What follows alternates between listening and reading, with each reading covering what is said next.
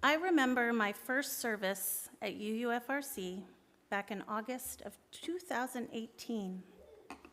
I sat way in the back with my husband, Rob, and didn't really know what to expect.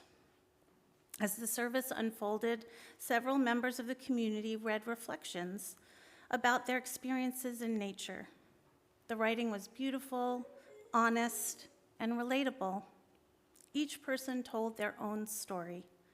There was no minister, no sermon, just people from this congregation sharing their thoughts with the community. I was blown away. I was so impressed with the writing, the thoughtfulness of the ideas shared, and the courage of each person who stood up in front of this community to share their ideas. I remember thinking to myself, I want to do that.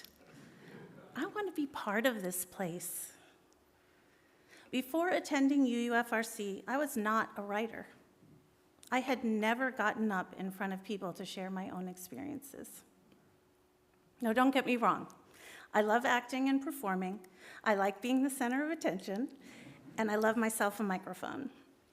But I was used to speaking other people's words and taking on their characters. The idea of writing and sharing my own reflection was scary and daunting. To stand up here and share a reflection is to open myself up and be vulnerable, to trust that you will hold my story in your heart and care for it gently. Each time I step onto this chancel and look out at all of you, I feel your love and openness to what I have to say. And as we said in our chalice lighting words this morning, I feel lovingly surrounded and beautifully bound. Brené Brown writes that vulnerability is the birthplace of love, belonging, joy, courage, empathy, and creativity. It is the source of hope, empathy, accountability, and authenticity. When I sit down to write a reflection, I hope to be vulnerable enough that you will hear my words and that they will touch you in a way that brings you love, belonging, joy, courage, or empathy.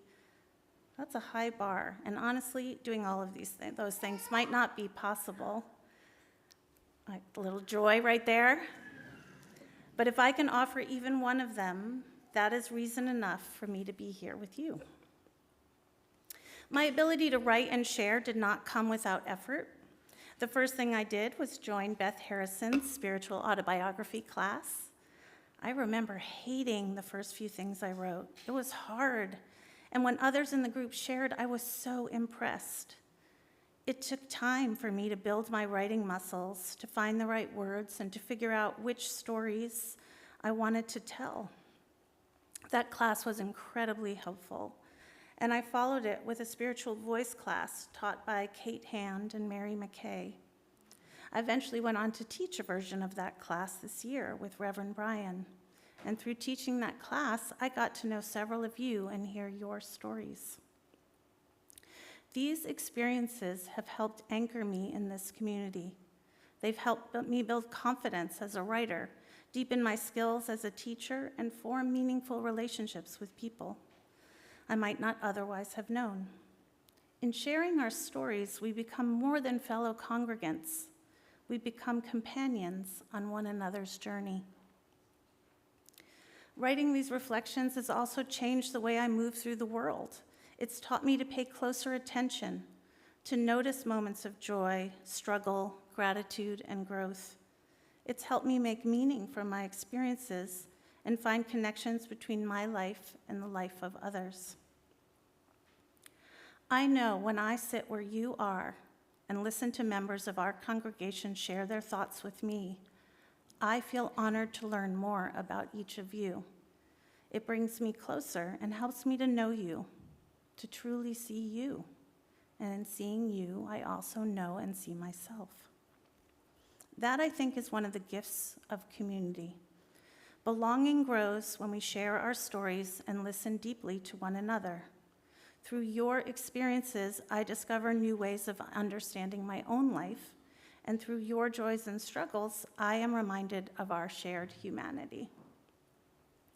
When I encourage others to write and share reflections, people often say to me, "Oh, I can't do that." Or, "You're so good at this, I could never be that good." Well, thanks for your kind words. But it really isn't about the goodness of our writing. I have never once sat where you are and thought, "Oh, that writing is terrible." It's about what we have to share. Anyone can do this, really, anyone. Each time someone shares a piece of themselves from this pulpit, the distance between us grows smaller. We build trust. We deepen our sense of belonging. We become little more fully community. Now, you may hear this as a worship committee recruitment speech. But really, it's an entreaty, a call, a hope to hear more from all of you. Please consider sharing yourself with us, being vulnerable, and letting us know you a little better. I think back to that Sunday in 2018, sitting quietly in the back row, listening to members of this congregation. It made me want to be part of this place. What I didn't know then was how this community would help shape me, challenge me, encourage me, and give me opportunities to grow in ways I never expected. My hope is that more of us will find the courage to share, because every time we do, we strengthen the bonds between us, and together we flourish.